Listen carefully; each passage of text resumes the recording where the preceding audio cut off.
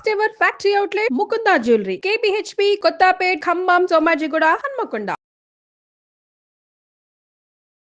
నమస్తే అమ్మా. నమస్కారం తల్లి. అమ్మ, ఈ తరం అబ్బాయిలకి చెప్పాల్సిన ముఖ్యమైన ఒక 5 పాయింట్లు చెప్పమంటే మీరేం చెప్తారు? అబ్బాయిలకి చెప్పమంటారా? అమ్మాయిలకి కూడా కావాలి నాకు. అలా కాదు, ఎదిగిపోయిన అబ్బాయిలకి చెప్పమంటారా? వాళ్ళని పెంచుతున్న తల్లిదండ్రుల గురించి వాళ్ళు తెలుసుకోవాల్సిన 5 పాయింట్లు చెప్పమంటారు? ఎందుకంటే అవి వేరు ఇవి వేరు. తల్లిదండ్రుల వైపు నుంచే వద్దామమ్మా. సరే, చాలా ప్రప్రథమంగా ఇంట్లో ముందు తల్లి పెరుగుతున్న మగపిల్లవాడికి స్త్రీని గౌరవించడం నేర్పించాలి ఫస్ట్. ఓకే. రెండోది, తల్లికి తద్వారా ఇంట్లో ఉన్న ఆడపిల్లలకి సహకారంగా జీవించడం నేర్పించాలి. అంటే అమ్మ ఒక పని చేస్తుందంటే అది ఆడ పని మగ పని అని మగపిల్లవాడికి కూడా సంబంధం ఉండదు. మరి చీపురు కట్ట పట్టుకొనివ్వము, దానికి కారణాలు వేరే ఉన్నాయి. అమ్మ వంట చేస్తుండే, అమ్మ నేను కూరగాయలు తరిగినా, అమ్మ నేను కాస్త ఏమైనా చేసి పెట్టినా, పుస్తకాలు సర్దడం, ఇంట్లో సామాన్లు సర్దడం, కూరగాయలు తీసుకొని రావడం, రేషన్ షాప్కి వెళ్ళేదో సరుకులు తీసుకురావడం, ఇటువంటి బాధ్యతలు కూడా తల్లితో పాటు చేదోడు బాతోడుగా ఉండడం నేర్పించాలి. 3, తండ్రిని గౌరవించడం నేర్పించాలి. అమ్మ నిజం, నాన్న పరిచయం. అమ్మ నిజం, నాన్న పరిచయం. ఆ నాన్నను పరిచయం తల్లి చేయాలి మగపిల్లవాడికి. నాన్న తప్ప ఒప్ప తర్కించడం వేరే విషయం, కానీ ఆయన ఎదురుగుండా ఆయనను తర్కించకూడదు. ఎందుకు అనంటే ఎప్పుడైతే ఒక ఇల్లు తండ్రిని ఒప్పుకుంటుందో అటువంటి తండ్రి బయటికి వెళ్ళి సమాజంలో నెగ్గుకొని వస్తాడు. ఇది psychological Boost to a father. మనం ఏమన్నా ఆయన చెప్పింది తప్పు అనిపిస్తే కనుక ఆయన చెప్పిందంతా అయిపోయాక నాన్న నేను ఒక మాట చెప్పాలనుకుంటున్నాను అనే హంబుల్నెస్ ఫ్యామిలీలో ఇన్కల్కేట్ చేసేదే తల్లి. So there I have 3 points. 4th point, ఒక మగపిల్లవాడు ఎప్పుడు వాడు ఎవడు అనే ఒక ఔన్నత్యం వాడి విద్య వల్ల వస్తుంది. కాబట్టి మగపిల్లవాడు ఎప్పుడు విద్యను కొనుక్కోకూడదు, స్వార్జితంగా చదువుకోవాలి. విద్యను డొనేషన్స్ ఇచ్చి ఏ మగపిల్లవాడిని చదివించకూడదు. హి షుడ్ ఎర్న్ హిస్ ఎడ్యుకేషన్. తన చదువును తాను సంపాదించిన వాడు తన ఉద్యోగాన్ని రేపు సంపాదిస్తాడు, తన సంసారాన్ని రేపు సంపాదించి ఒక సన్మార్గంలోకి తీసుకొని వెళ్ళగలుగుతాడు. కష్టం అనేది మగవాడికి శరీరానికి ఫిజికల్ అండ్ మెంటల్ 2 కష్టాలు వాడు సొంతంగా పడడం నేర్పించగలగాలి. బా, సూపర్ పాయింట్ అమ్మా. 2 కష్టాలు మగవాడికి తెలియాలి. అప్పుడే అది స్త్రీ పడుతున్నప్పుడు వాడు అప్రిషియేట్ చేస్తాడు దాన్ని. ఎస్, కరెక్ట్ అమ్మా. ఎందుకంటే పురుషుడు ఉన్నది స్త్రీని గౌరవించడానికి, స్త్రీ ఉన్నది పురుషుని మెచ్చుకోవడానికి. And wife should always praise her husband and husband should always respect his wife. అలా ఉండాలి ఆ బంధుత్వం.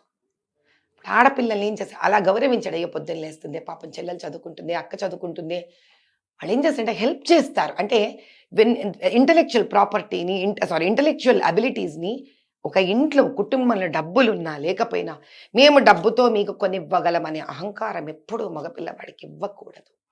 స్వార్జితం, నేను కష్టపడాలి. ఉద్యోగం పురుష లక్షణం అంటారు. ఉద్యోగం అంటే ఇక్కడ ఉద్యోగం తెచ్చుకోవడం అని, శ్రమ పడడం అని అర్థం దానికి. శ్రమ పడటం పురుష లక్షణం. ఇప్పుడు అది మానేస్తున్నంతకాలం ఆడపిల్లలు శ్రమ పడుతూ పెరుగుతున్నంత కదా అందుకే వాళ్ళు పురుషుల్లా తయారైపోయారు మీకు. అవునమ్మా. ఏమ్మా, లాస్ట్ బట్ నాట్ లీస్ట్, భక్తి నేర్పించాలి మగపిల్లలకి. దైవ భక్తి నేర్పించాలి. ఎందుకని? భక్తి మనిషిని మృగం నుంచి మనిషిని, మనిషి నుంచి మహాత్ముడిని చేస్తుంది. భక్తి లేని మగవాడు మృగంతోనే సమానం. సౌమ్యత, నిదానం. నువ్వు భగవంతుడి ముందు ఇలా అనలేని వాడివి, నువ్వు ఎవరి ముందు ఇలా అనగలవు? ఇంకా వీలైతే ఆ భక్తిలోనే ఇంకొకటి ఫైన్ ఆర్ట్, సంగీతం కానీ వాయిద్యం కానీ, డాన్సులు వద్దు. సంగీతం కానీ వాయిద్యం కానీ కవిత్వం కానీ పెయింటింగ్ కానీ యాడ్ చేయాలి.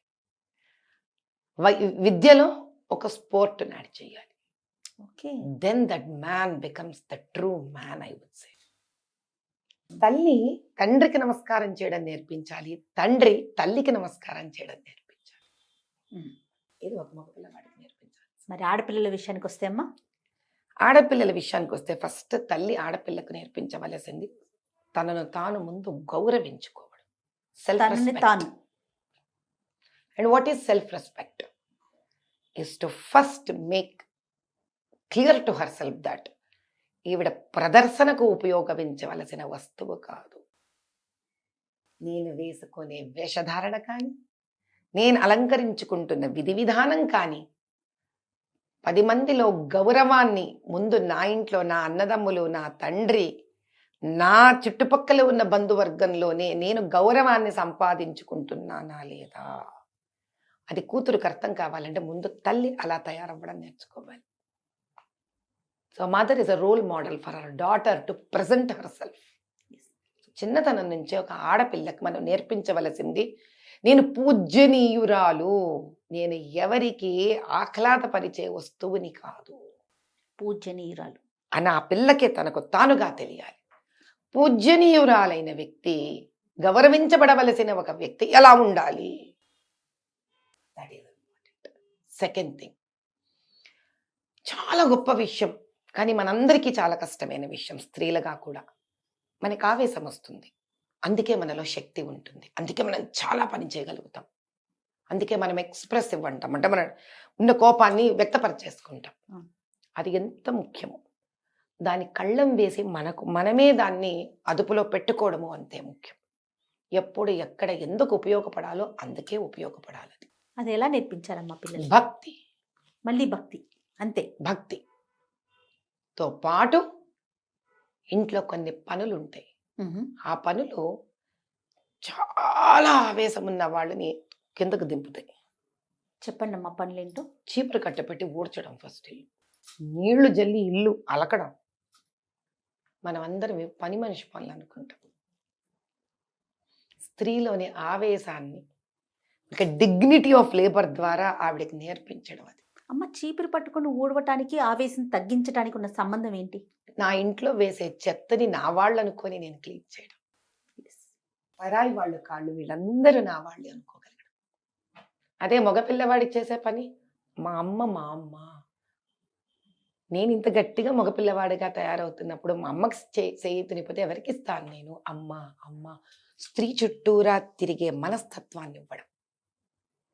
మా చెల్లెలు, మా అక్క, మా అమ్మ, నా భార్య, నా కూతురు, అది అతనిలో ఇన్కల్కేట్ చేయాలి. స్త్రీలో నా కుటుంబం, మా నాన్న, నా తమ్ముడు, అందరిని అనుకోవాలి స్త్రీ. ఎందుకు రేపొద్దున భార్యగా మళ్ళీ అందరిని అనుకోవాల్సి వస్తుంది కాబట్టి. అందుకే విశేష హోమ్ మినిస్టర్ అంటాం సరదాగా. మగవాడికి ఏం మినిస్టర్షిప్లు ఇవ్వం, బట్ ఫర్ హర్ విశేష హోమ్ మినిస్టర్. మినిస్టర్ అసలు అర్థం వేరు. అవునవునవును, అంటే ఇంటిని అందరినీ చూసే మహారాణి కాబట్టి ఇల్లు ప్రతి ఒక్కరి అవసరాలను అర్థం చేసుకొని వాళ్ళని సేవించకపోతే ఓనర్షిప్ రాదు మీకు. ఓనర్షిప్ ఒకరిని తిట్టడం వల్ల రాదు, ఒకరికి చేయడం వల్ల వస్తుంది. అమ్మ మనందరికీ చేస్తుంది కాబట్టి అమ్మకి ఆటోమేటిక్ ఇంటి మీద ఓనర్షిప్ వచ్చేసినట్టుగానే ఉంటుంది. అది సేవించడంలోనే ఓనర్షిప్ వస్తుంది మీకు, దబాయించడంలో ఓనర్షిప్. ఆ సేవించే తత్పరత నేర్పించాలి ఆడపిల్లలకి. కబక్కని అన్న వచ్చాడు, తమ్ముడు వచ్చాడు, నాన్న వచ్చాడు, ఏ నాన్న కాఫీ ఇమ్మంటావా, ఏ నాన్న కాస్త మంచినీళ్ళు ఇమ్మంటావా అంటే నా అనుకోగలగడం. అప్పుడు రేపు పొద్దున్న వివాహం అయితే కుటుంబాన్ని కూడా వెంటనే ఒకరు అడగకుండా నా అనుకుంటుంది. పొద్దున్న లేచాక నాన్నని, అమ్మని, తమ్ముళ్ళని, అన్నని, చెల్లెలని విచారించుకునే మనస్తత్వం ఇచ్చిన స్త్రీకి మీరు వివాహమైన వెంటనే మామగారిని, అత్తగారిని, ఆడమని లేక వాళ్ళు విన్నా వినకపోయినా వీడు అడిగేస్తుంది. వాడు వీడు చేసుకునే స్నేహం వీడు చేసేసుకుంటుంది. వాడు విద్య, ఆవిడికి విద్య రావాలి, సరి సమానంగా విద్య రావాలి. ఆవిడికి డబ్బులు పెట్టి కొనకూడదు. ఎందుకు?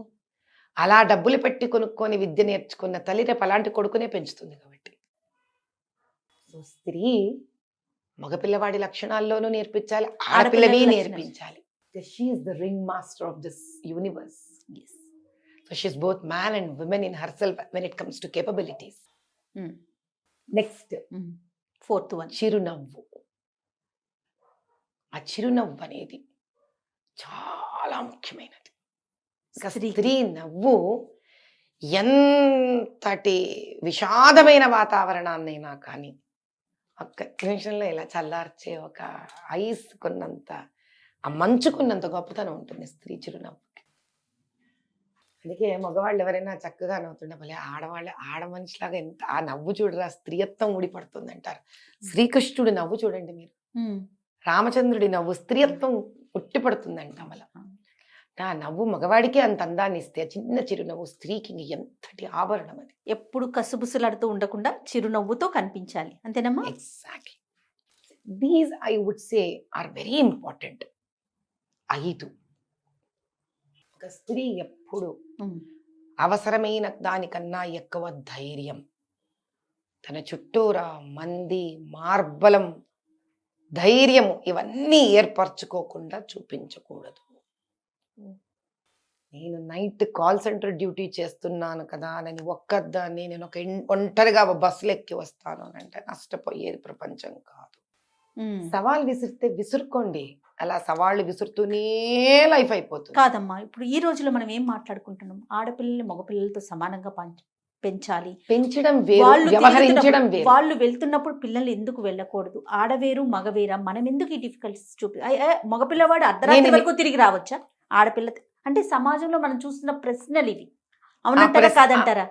మగపిల్లవాడు వాడు ఇష్టం వచ్చినట్టు బట్టలు వేసుకోవచ్చు, ఆడపిల్లని ఎందుకు బట్టల్లో అంటే చిన్న బట్టలు వేసుకుంటేనే ఆ పిల్లని ఎందుకు అట్లా చూస్తున్నారు? బట్టలతోనే చూస్తారా? ఇలాంటి ప్రశ్నలు మనం చూస్తున్నాం కదా. సరే మీకు మాట చెప్పనా, మీరు ఇన్ని ఇంగ్లీష్ మూవీస్ చూస్తారు కదా, ఆడవాళ్ళని అందరినీ అర్ధనగ్నంగా చూపిస్తారు వాళ్ళు. మగవాళ్ళని ఎందుకు సూట్లలో చూపిస్తారు? అయ్యా వాడు మగవాళ్ళనే కదా కిచ్చపరుస్తున్నాడు, ఇక్కడ మగవాడికి ఎందుకు ఒంటి నిండా బట్ట?